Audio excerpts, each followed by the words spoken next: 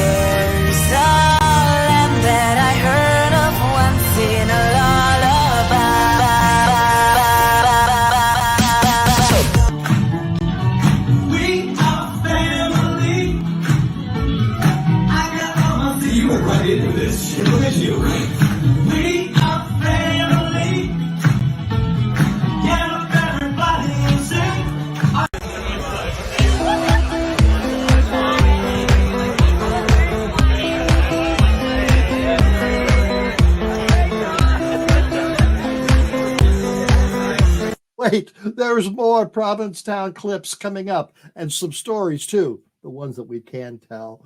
But first, what do meat sticks and cattails have in common? They're both in this week's news briefs.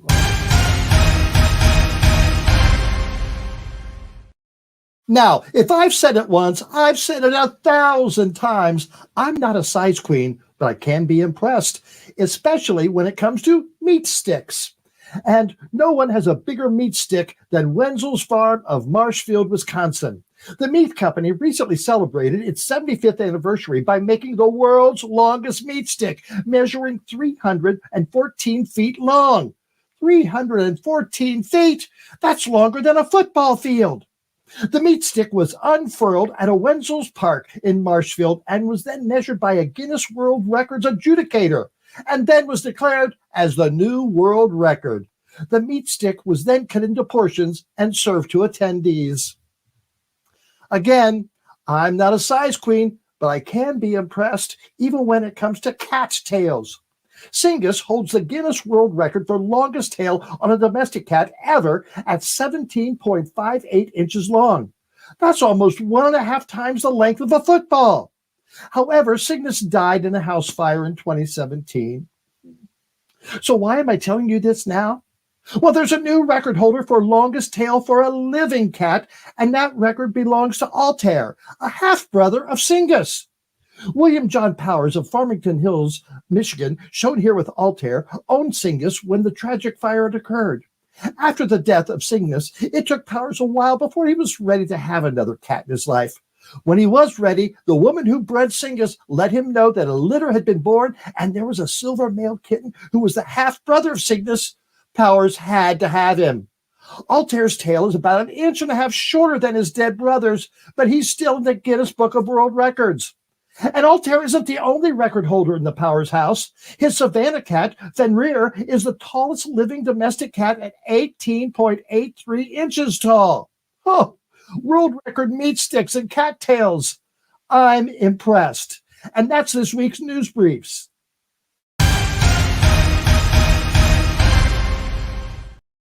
Russell, come on in. Hey, Amber, how are you? Oh, I'm doing fine. I'm still a bit recovering from our week in Provincetown. Me too. It has been a week of trying to catch up and get work done, and it's been exhausting. Vacation is hard. Unpacking and sorting and saying, "Oh, what did I do with that? Where did that go?" And resting. I've done a lot of resting, that's for sure. I wish I had had time to rest more. Yeah. All right, Russell. What? I know we've got some new viewers tonight because it's been a while since we've talked. What's the best way to watch the show? Well, the best way to watch the show is on YouTube, and we want you to watch it there for a couple of reasons. One is that Amber is in full HD on YouTube, and that's at youtube.com/AmberLive.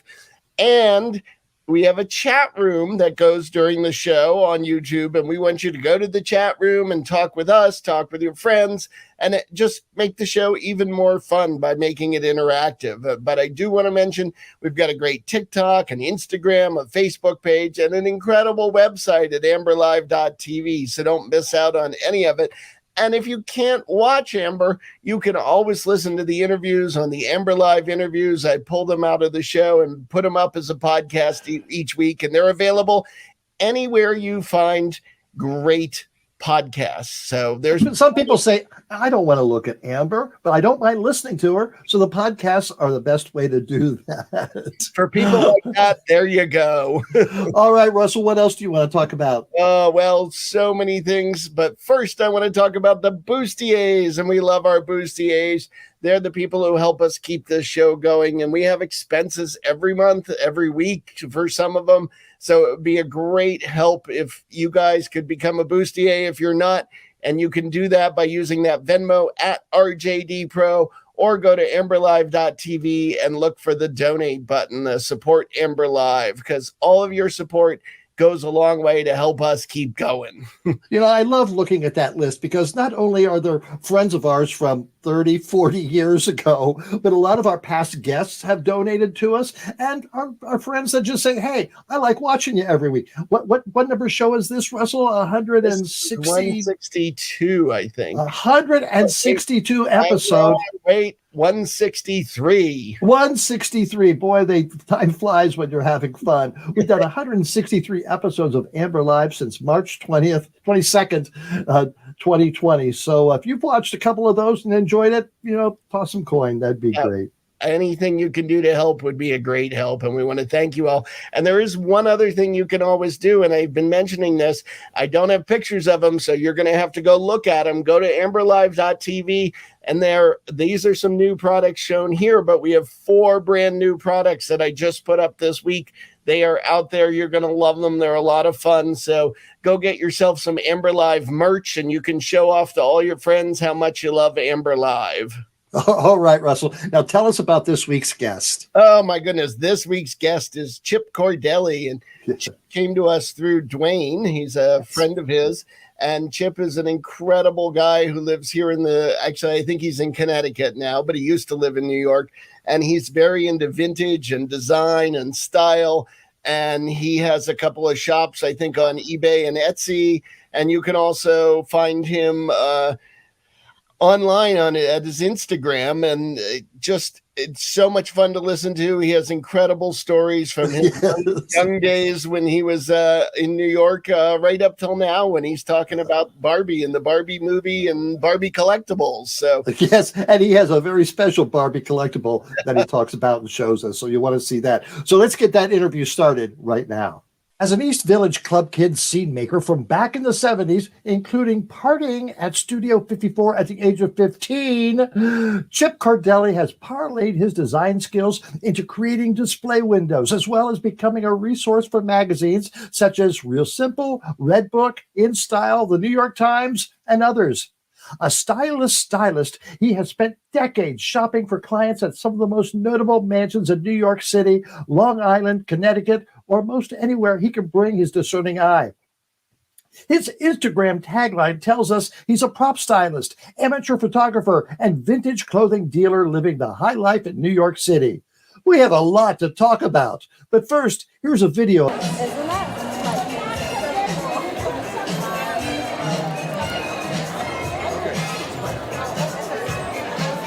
Oh, wow. Chip, come on in. Hey, Amber, how are ya? I'm excited to talk to you. Well, thank you. I am too. You've done so much. So we mentioned being a club kid in the 70s in New York. How did you Mhm. start? How does one become a club kid? Well, I wasn't necessarily a club kid. I mean, there's a whole book on club kids, and I would hate to steal that moniker from them because they really own it. But I was a precocious young kid in New York City. And I mean, I grew up in the suburbs, so I was taking the train into the city, but I would steal my parents' car and I would go into the city all the time to danceteria and clubs in the East Village. And I found myself at Studio 54 when I was 15 because I had an older brother who's about 12 years older than me, who was really eager to be like on the list. And he was that guy. He was like Mr. Jet Set 1970s. So he toted me in there at age 15 and the doors just opened and there we were. I remember seeing Bianca Jagger there. I remember seeing Patty Hansen, but we left early. I mean, I'm sure like the real party started later and we weren't there for it. You know, we were like driving back to the suburbs, but I mean, it was fun for a 15-year-old because like who gets to do that? I mean, Brooke Shields did, and she was probably 12 actually. So I was kind of lucky that way. But it was like my entree into the nightlife world. I hung out at Boy Bar in the 80s and I hung out at Palladium and all of the kind of 90s gay things that people were doing, roller disco at the Roxy, Sound Factory. What else? Were you doing? What were you doing for a living? How were you making money, or did you need money? Of course, you needed money in New York. I mean, New York was different in the 80s, but you definitely needed money. But what I was doing was I was working in book publishing. I got a degree in English from University of Washington, came back to New York, wanted to write a book, work in magazines, which is what I ended up doing. But I worked in book publishing to start with. And then I started, I know what it was. I ended up getting a job doing window displays on Wednesday nights at Henry Bendel. That was the installation night. And that's where I met like a whole world of club kid people and display people and all the creative people that I eventually ended up being a part of their lives and them a part of my lives. And a lot of it centered around, you know, meeting on Sunday nights at Whispers at the Pyramid Club or Wednesday nights at Boy Bar. And, you know, then eventually, you know, growing older throughout all the different clubs. You know, New York went through a big change in Giuliani and it was a fun time. It was a fun time. I lost a lot of friends along the way. I lost a lot of people who were casualties to drugs and whatever. And, you know, honestly, when I see people on the street now, I think like, and I recognize them from back in the day, we all just kind of give each other a hug. Like, I can't believe we made it. You know what I'm saying? Tell me about New York City as AIDS started and what were you doing then? And tell me more about it. Well, I was living in Seattle in 1983 to 1987 and, you know, New York, and I was coming back for the summer. So I was very aware of like what was going on in New York City at the time. I was 21, maybe 20. I was 19, 20, 21. And, you know, I was very, it was a different time. I wasn't really out there having a lot of sex. I was very scared along with a lot of the people that I knew. But in 1987, when I came back from Seattle, where people were having unsafe sex, and it was just like they were getting the word a little bit later, the word wasn't washing over. I mean, this is all pre-internet, pre-news cycle, blah, blah, blah. And when I got back to New York in 87, I joined ACT UP and became very active in ACT UP because it was just part of what people were doing. It was a good place to meet people, but it was also a good place to meet people who were going through the same thing. And I don't think as young people, we knew what we were going through at the time, but literally all of our friends were dying. And, you know, we were, and the older people were teaching us about the legalities of how the government works and how we can get things passed and how we can close things down and how we can make things happen. And remember, it was Reagan. So it was like, you know, when people tell me like, oh my God, the 80s must have been so cool. I'm like, no, the 80s sucked. The 80s was terrible. We wore our pants were too high. It was like Seinfeld fashion, and we had a terrible president. Mm-hmm. You know, I mean, you were there, I'm sure of it, but maybe not. Yes, not New York City, but it was West America was the same. Yeah. What do you credit your being a survivor? A lot of it is luck. A lot of it is being. At the end of the day, I guess I was a little prudish when I was younger, so I mean, it kind of kept me from. going whole hog into everything. But I will say, I mean, I'm not, you know, I may have been prudish, but I'm not a prude. So, but a lot of it is luck, and a lot of it is just being safe. I mean, I was always very conscious of wanting to live tomorrow. I don't know. Does that make sense? I guess it does. Oh, definitely, definitely. So what happened? How long were you in the publishing business? Did you publish Couple anything? years, and I worked in book publicity. So I learned about marketing, and it was all like pre-Amazon. I mean, when I think about it, I used to work on booking TV shows or booking radio shows, and I mean, it was Oxford University Press, so it was very academic and it was very dry. And I had a different version of what publicity was there, and so a lot of the authors were probably not going to get on Oprah, or I mean, what were the big shows at the time? Sally Jesse Raphael or something. They were mostly on NPR, and most of them were 80 years old, and they were from Yale or whatever. But it was a fun time, and I worked for a guy named Jeff Saroy, who was very influential to me. And then I got into, I went back to school to be a teacher. And then I ended up not finishing my master's. And then I ended up somehow scooting into magazine writing. So I was writing, and then I was styling and producing stories. And I just always was part of like a display community, you know, like people who knew how to put something together. We're having an event, we need flowers. We're having an event, we need to promote, you know, whatever. I think of like the Barbie movie thing and the Barbie box that everybody's, and I have my my Barbie stuff right here. Believe me, I'm heavy into Barbie. Oh, good. We have more to talk to Chip about, a lot more. But first, it's time for Altar-Cations.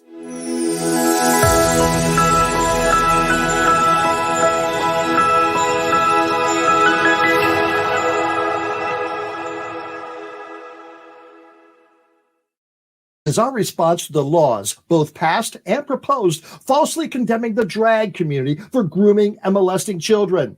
The evidence is overwhelming that it is members of the religious community that is more guilty of these crimes, and we're here to prove it.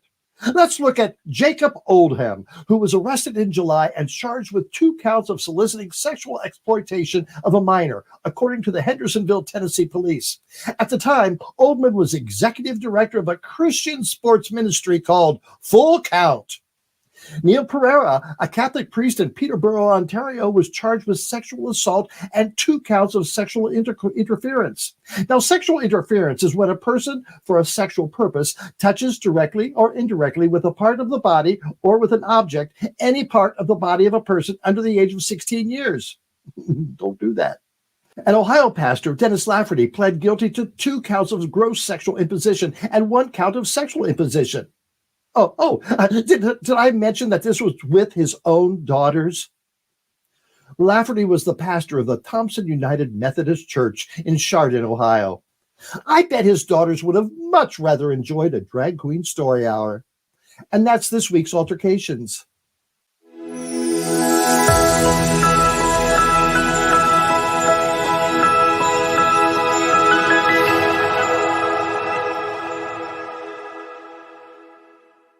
And now let's get back to Chip Cordelli. Someone suggested I ask you about your take on the Barbie phenomenon. I love it. I just think it's exactly what we need right now. It's like what dark times we're in. I mean, it's just, what can I say? No matter where you are on either side. I loved it. A few weeks ago, the government came out and said, yeah, UFOs exist, or probably yeah. I saw that, and we all just went, yeah, okay. Yeah. I know we're like inured to it. We don't have any like what like, but I just feel like it's what we need right now. It's like very woman power. It's very it's just what we need right now. And when I read on Facebook like these old queens saying like, oh, I didn't see the movie, or I didn't like it. I'm like, what's not to like? I saw it twice. What was that Barbie box energy? I'm actually trying to what do you call it? Memorize the song. The song is going to win best song at the Oscars. My prediction. I'm writing that down right now. It is. It's such a great song. Mark Ronson produced it. It's really good. It's very catchy. It's got a great dance number. Did you see the movie? Not yet. Oh, you're going to love it. There's nothing not to love. I mean, Yep. I don't know. There isn't. America Ferrera's in it. Will Ferrell's in it. Yeah. But anyway, so when I think about the box that was in all the movie theaters, like I Right. used to work on stuff like that where we would do PR things and I remember being an actor. Oh my God, I was the saggy baggy elephant. I was the backside of the saggy baggy elephant at the Wonder Books LeVar Burton reading at the New York Public Library, 1989, maybe. I mean, just walking around. And then like 2 weeks later, I was in like black sunglasses, and I was one of the what do you call it? The the agents who were following Morris the cat, because Morris the cat used to run for president every 4 years. It was like a PR thing for them. So yeah, we used to do stuff like weird dream up these things, and then we would execute them, and it was all for like, some little video camera for some news channel or something. Now, of course, it would be like Instagram and people's phones and blah, blah, blah. But yeah, so I did setups and trade show setups, and then it turned into events, and it turned into whatever. But then I turned into a home organizer. I mean, look at my home. Welcome to my home. For Real Simple Magazine, for 10 years, I did home organizing columns and home organizing shoots, and and then of course the magazine industry is dying, so that kind of thing doesn't happen anymore, and those kinds of budgets for shoots doesn't happen anymore, and it's kind of a sad time for magazines. But I'm a little out of along the way, I always collected things. I always bought extra props for things. I was always like, believe me, I love to shop, and I love an estate sale, and I love an auction, and I love a flea market. And my mother was an antique dealer. So buying vintage clothing along the way was always part of the program. And then when my work at magazines kind of started winnowing, I started selling stuff on eBay. And then I got into vintage clothing shows. And then I got into the Manhattan Vintage Show years ago, and that's like the premier show. That's the one that you want to be in. And that's where, a lot of celebrity stylists are shopping. That's where a lot of the TV production people are shopping. It's where, Donna Karan bought a sweater from me, and Anna Sui is always there, and Marc Jacobs people are always there. The Ralph Lauren people are always there. It's a very interesting show. It's like the best show. It's the best of the best, and it's got blaring disco music. It's got kids dressed up in 40s costumes, and not like fake. It's like there's a whole world of people who live in 40s regalia, and they dress Victorian. Or this one girl, what is she? The Egyptologist. She's got such a good Instagram. Modern Egyptologist. She's amazing. She literally goes to Egypt and like gets out by the pyramids with like 1920s clothes on. It's really worth looking at. I'll send you the Instagram. But anyway, so people like that show up, and it's like, and that, you've got like the best of the best, Adam and Eve's first whatever, like the oldest clothes and the newest clothes and the coolest clothes. So a lot of the stylists are there. And so that's where I sell. And it's got, it's coming up in October 20th. But I sell in other shows too. But this is the one that's the key. That's the one. You had that Barbie box. Tell me about that Barbie box that you held up. This one is the Barbie beach scene. And it's got lots of, it's got an umbrella. It's got a little beach bag. Of course, nothing ever looks like the picture on the thing. It's just like that cool table turns into like this. It's got flippers. I found it in the garage. We're cleaning out, so I'm just kind of finding stuff that is from our childhood. Little chair. Now, will you be selling that at one of your I shops? put it on Etsy today. Actually, I did a whole Instagram post about it because I'm trying to like, the Barbie thing is just fun, and I feel like, as I said, it's like what we need right now. But it's also just, the one thing you learn about selling vintage anything is that people repurchase their childhoods. And so maybe they don't maybe they put it on a shelf or they whatever. It's not like older women are not going to dress like Barbie, but I bet for Halloween, there's going to be a lot of Barbies and a lot of Kens. And I can tell you, Ken is going to be wearing a long white chinchilla coat. So all Is of that- all those queens in Chelsea are going to be wearing Ken outfits. I guarantee it. Hello, mark my word. How about you? Oh, I'm not, honestly, like I love selling stuff. I'm not a good costume person. I really am not. It's like, I think I told you in my bio, I did this drag TV show back in the 90s. I don't even know what year it was, but we used to dress, there was Lovey, and Lovey would dress up, and then we would do drugs and then run around in New York City with like probably a huge Betamax camera and just go to the gas station or go to McDonald's. And it was like, when I think about it, we could have gotten killed at any point. And one time we went to the World Trade Center. This is a long time ago. So it was pre-2001. It was probably 1994 when we were doing this. And we ended up getting a security guy to let us in one door. And then we ended up running into the, what's the name of the amphitheater where I saw Martha Graham dance once, the Ice Palace or the Winter Palace or the Winter Garden. That's what it is. Anyway, we're there dancing and we had a boombox, and that was the show. It was like we'd run into places, we'd set up a boombox, and then we would just go dance. It was the dumbest show ever, but like it got on Manhattan cable Thursday nights, 9:30, and people loved it. People called in. It was a call-in show. It was, we had Shelley Long called in one time.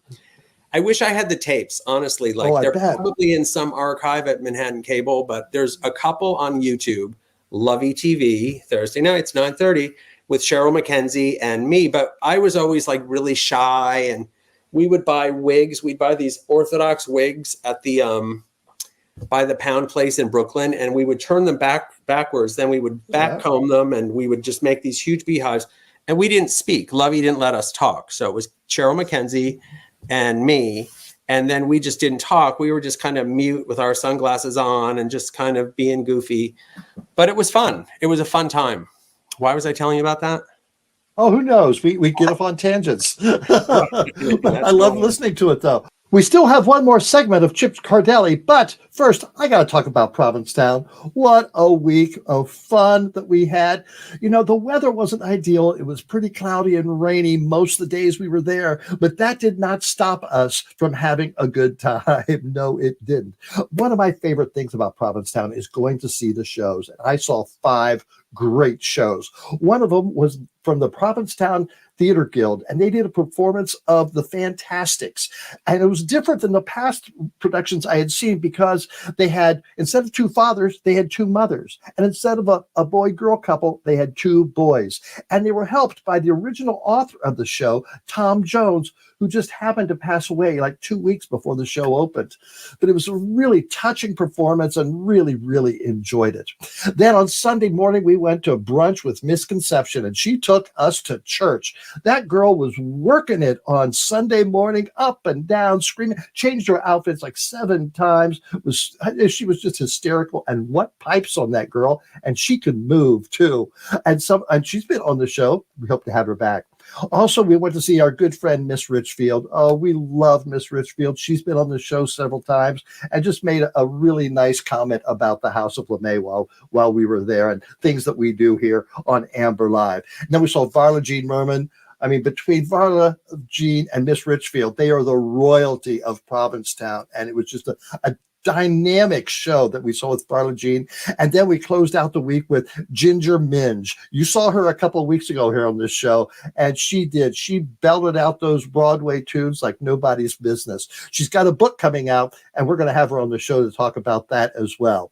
So it was a great week, and I can't wait till next year.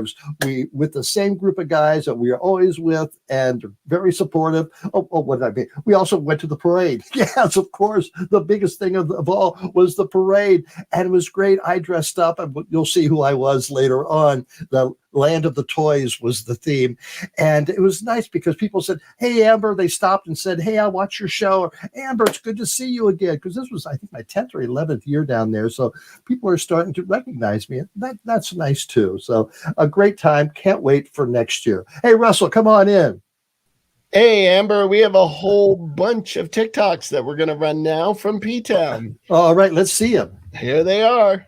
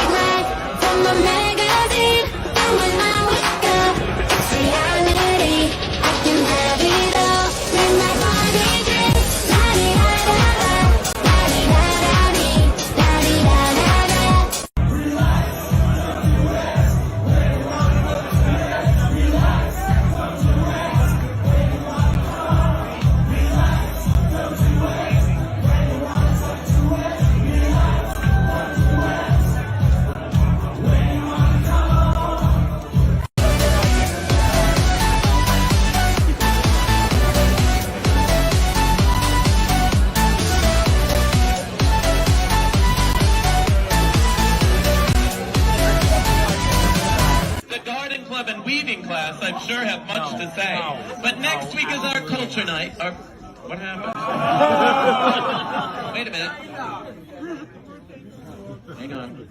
Need more minutes on your... Oh, no. Oh, I turned it down instead of up. Oh, there we go. Oh, can you hear it? Oh, let me start over. Give me my gum back. Okay.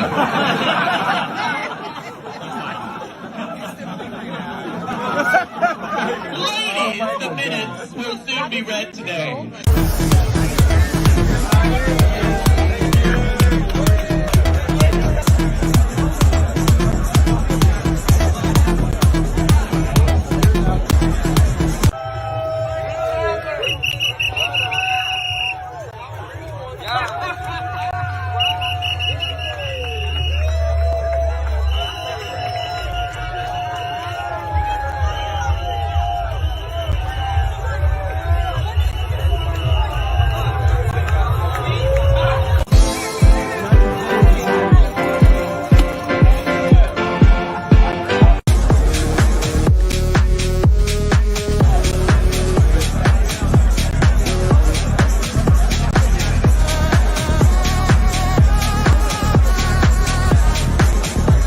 I'm just kidding. Anywhere else I'd be a 10. Is it my destiny to live and die a life of blonde fragility? Barbie girl in a Barbie world. Life is nasty. It's fantastic. It's all the way you look at me.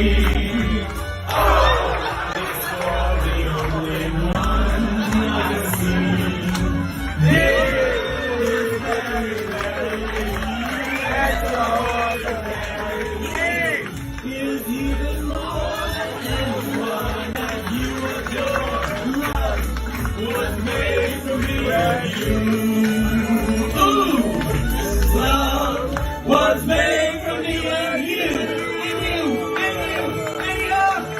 Hallelujah.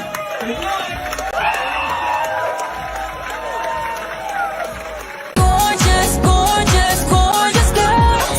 We both steeped in diamonds and pearls. Rhinestone rover, have been toasted. Come take a step into my world.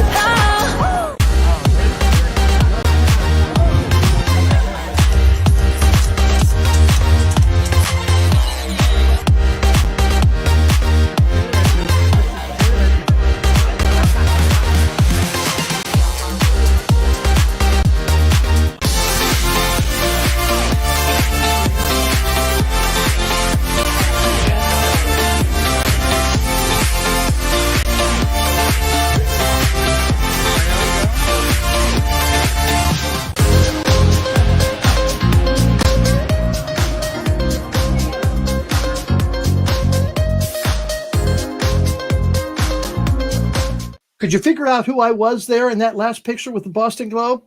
I was Mrs. Beasley from Family Affair, and I want to thank Jeffrey Steele for creating that outfit just for me. I loved it, and everyone else loved it too. A lot of people came up and said, "Oh, I had a Mrs. Beasley doll," and some said, "I always wanted a Mrs. Beasley doll." I gave them all a hug and had a great time. Yes, I was interviewed by the Boston Globe, and I was featured as part of their coverage of the Provincetown Carnival. Love it. Yes, Amber LeMay from Beaver Pond, Vermont. That was great. Russell, come on in. Oh, that was amazing. Or l'amazing, as we like to say. Amazing, yes. And who knew you'd end up in the Boston Globe? Yes, and not on the legal pages. Yeah. All right, Russell, what do we have coming up the rest of the show? Oh, my goodness. We have so much more to come. We've got another segment with Chip Cordelli. We've got Rocco. We've got Boog and Shug. You just never know what's going to happen on this show. So there's a lot more to come. But what keeps that stuff happening is our bustiers. And I do want to do a quick shout out and say, please become a bustier. Help us out using that Venmo at RJD Pro, or go to the website and look for the Support Amber Live donate button. And you can become a bustier, one of our favorite people out there. Or while you're at the store, you can also get some of those great items. And there's brand new ones there this week. So don't forget to go check them out, because Amber's everywhere.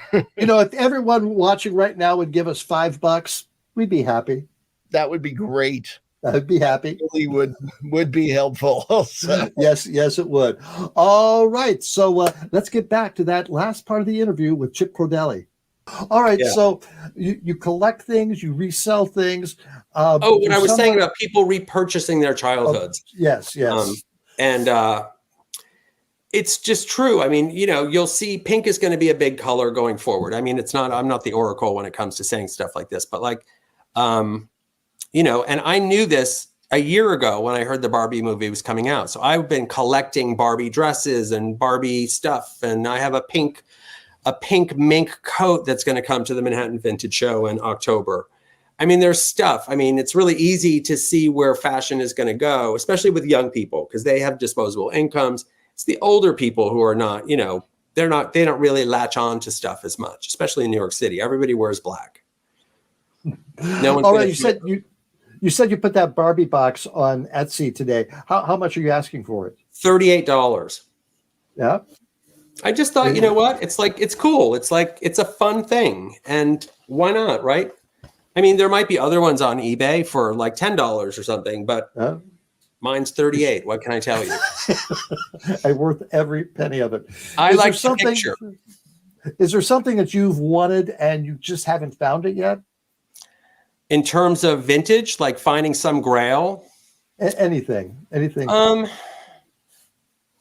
I can't think. I've seen a lot, honestly. I love, you know, it's like Dwayne's book, like digging through dead people's things. I mean, it's like, I really enjoy that. I like seeing people's lives. I like seeing, I love going into a house and seeing where they've traveled. I didn't meet these people. They're dead, or maybe they're not dead. But there was one time where I went into a house and I saw these curtains, and these curtains were made by a woman that I knew in San Miguel de Allende in Mexico in the 60s. I just knew she made these curtains, like they're her signature curtains. And no, everyone else would walk in and be like, I don't know, they just look like curtains to me. And I was like, no, those are by Dottie Vidargas. So I asked the woman giving the estate sale, I said, are the people here who own this home? They said, actually, it's those two old people in the corner. And I walked in, I was like, Dottie Vidargas. And they were like, what? Like, how did you know? And I was like, we had the same curtains. I mean, to describe them, they were striped with fringe. So they were canvas, then fringe, canvas, then fringe. So it was a fringe stripe all the way down. I was right. So anyway, stuff like that. I like seeing people, and then it got us to talking about like their lives and their Mexico, and they were scared to go back, and they were older, and their daughter worked here, and we were there at the same time in the 70s. And so it was interesting. But in terms of a grail, I don't know. So anyway, my point is I found a lot of really cool things. I found journals from the 1830s. I found, you know, a dildo collection at a place in Queens. Not that I bought it, but I mean, it's like the stuff that you see is just like, it's out there. Believe me, like when people die, they don't have any way to protect their privacy. Oh. But these days, I used to buy a lot of stuff and then just keep it and whatever. Now that I'm moving, and I've moved a couple times, and COVID happened, and I'm like rethinking my whole life, and I'm turning 60 this year, and I'm like, oh my God, what am I doing with my life? I have no problem selling things. I really don't. I like look at things and I just go like, Barbie, it's time to go. I mean, really, I mean, I just, you know, what am I going to play with it? I don't think so. But like, I would love for somebody else to play with it. And it doesn't necessarily mean I'm not necessarily in it for the money in terms of that. I just want to make sure that this gets to the next person. I hate throwing things in a dumpster. It bothers me so much. I hate that. So I feel like there's a way to find uses for so many things. I've always wanted to learn how to make something out of old plastic soda bottles. Like it's the thing. Every time I go to Costco and I see people toting these huge, you know, skids of Poland spring water, I think like, I hate that there's all those bottles out there. I just wish there was something I could do to make something out of them, like maybe cut them all up and make earrings or something, or, you know what I mean? Like I'm that person. So I do the same with vintage and vintage clothing. I mean, the thing with vintage clothing is that of course, I grew up in the 60s and my mother wore shift dresses and she was very Camelot inspired. And Jackie Kennedy was like her style icon and Grace Kelly and blah, blah, blah. Young girls don't want to dress like that. And old women don't want to dress like that either because they just can't fit into the clothes. So, you know what I mean? So it's like the people who can wear vintage don't wear vintage. The people who can't wear vintage want to wear vintage. And, you know, you're trying to find a home for some 60s shift dress with like, hopefully somebody who walks by your booth or somebody who shops online or something. My favorite kind of customer is the person shopping for a TV show who can, they know what they're looking for. It's very specific. Like there's a new show that's going to be coming out called Feud. And it's, have you heard about this? Oh, it's what's his name? Ryan, what's his name? Who did the Gosling? other Ryan Gosling? No, Ryan. The other one. Ryan Murphy. It's a Ryan Murphy. Ryan Murphy, yes. He did the one with Susan Sarandon, the Betty Davis, and Joan Crawford. He's doing another one, and it's about Truman Capote. Oh, and that's the next one in the hopper. But anyway, so those people, that whole department of people who were shopping for the clothes, were shopping at the vintage show 2 years ago, a year and a half ago. And it was just so, I love, you know, trying to find, everybody was sending them images of what they thought they were going to want. And, you know, they wanted Norel, they wanted old Valentino, they wanted like chic Upper East Side stuff, not flashy, not like what you would think, like not clowny, because not everybody in the 60s was wearing a Marimekko dress, or they weren't all just doing, you know, everybody was dressing very differently, but it was mostly muted tones. I'm dying to see how it turns out because I think it's going to be beautiful. But Mrs. Maisel is a perfect example of the kind of thing that you really want to find those. I love a period drama. I love a period comedy. I love people who are looking for background stuff. That's when you do a lot of business, but you're also finding homes for these clothes that are just sitting in closets and getting moth-eaten by the day. Like that bothers me too. The whole, like, you just got to keep clothes moving. Now, did you see people wanting more of the Mrs. Maisel type out dresses when that show was running? I mean, I'm sure people who were into that thing, I'm sure there's a lot of younger girls in the suburbs who are like on Instagram doing like, I'm living the life of a 50s housewife and this is what I think it is. And she's got all the greatest hits going on in the background. And she doesn't, you know, it's not like Mad Men kind of caught it, but maybe she kind of got it from there. And then Mrs. Maisel is pushing her a little forward or whatever. But I mean, is she going to run around in a crinoline to high school? I doubt it. You know, she might go out for the weekend or maybe find a club of other people who are interested in that thing.